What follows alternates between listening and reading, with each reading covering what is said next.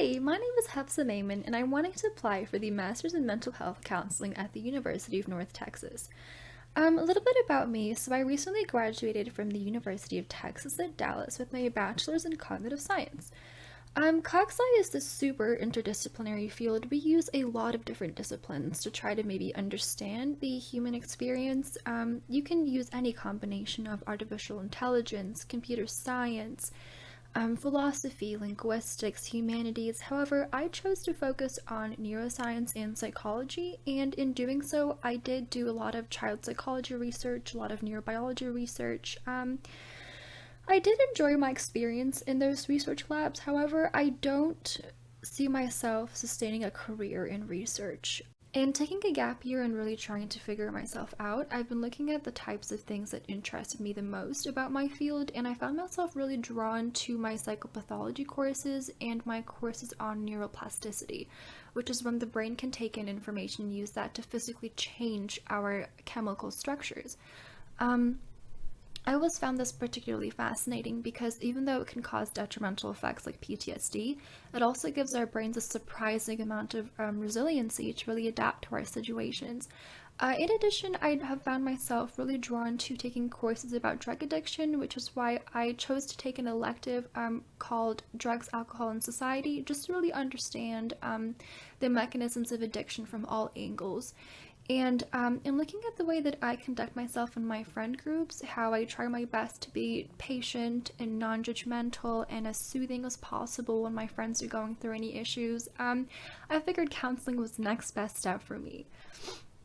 The past couple months, I've been interning at a counseling center with an LPCS, Shahidra Kogil, and she is just an incredible, absolutely fantastic woman. I've been watching her run her practice and take care of an LPCI and work a nonprofit organization while also earning her PhD all at the same time.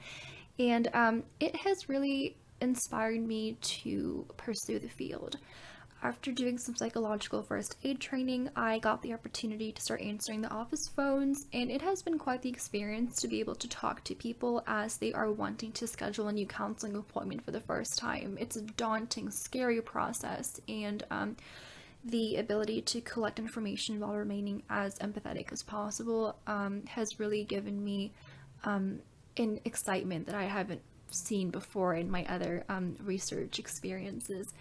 I also get a chance to talk to the LPCI about how she uses EMDR in her clients who have gone through trauma and what we can really bring out of ourselves when we put ourselves in these vulnerable states. I find interesting and absolutely fascinating. So, in realizing that I do want to pursue this field, I've been wondering what would make me the best counselor possible.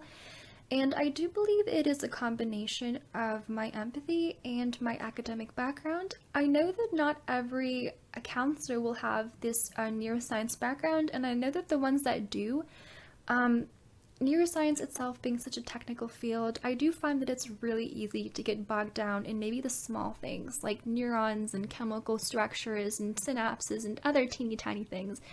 And you forget to take a really holistic perspective into how that causes a person to behave the way they do. However, my major has taught me to consider human beings from the whole and remind ourselves that we're always just more than the sum of our parts. And being able to apply that to my clients will really just allow me to have an extra layer of understanding as to what they're going through. For example, with people suffering through addiction, I think it'd be very validating to explain to them exactly how their brains have changed and exactly how we can change them back. I do also feel like my empathy can get the best of me at times. I have found myself occasionally over empathizing with my friends when they do talk about their problems, but I think it's important for us to identify our flaws. In knowing that I can project a little bit too much of myself onto people I care about, I know that grad school will be a really good opportunity for me to practice things like setting boundaries and finding self-care methods that will work for me.